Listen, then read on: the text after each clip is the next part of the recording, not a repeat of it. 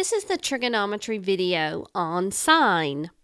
Let's take a look at our first example. It asks us to find sine of theta, and we have the one angle labeled as theta. So we need to start off by finding what is sine theta. Remember, that is equal to opposite over hypotenuse. We can read that our opposite length is 7 and our hypotenuse is c.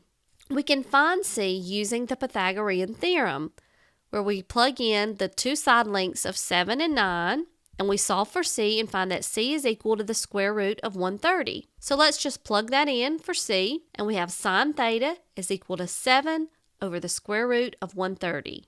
But that's not our final answer because we don't want to leave a radical in the denominator. So to clear that up, we're going to multiply by square root of 130 over the square root of 130 to clear that radical out from the denominator.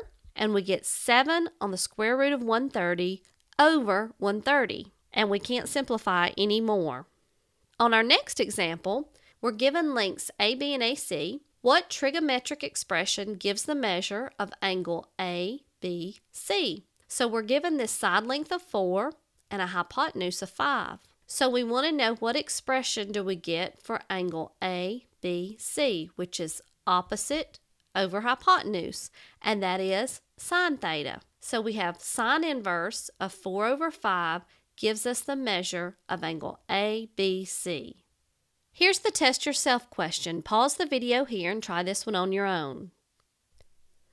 You should have gotten D, 5.4. Let's take a look. It says if sine theta equals 0.8, what is the length of BD, which is labeled X, to the nearest tenth? So to start off, when we want to look, sine theta is equal to opposite over hypotenuse, which is y over 9. And we know that sine theta is 0.8, so we can plug in, and we can solve for y. And y is equal to 7.2. Well, how is that going to help us? It helps us because now we have a right triangle with two sides, and we can find the third side using the Pythagorean Theorem. We plug in those values, and we have our unknown x. Plug into the calculator. We get x is equal to 5.4.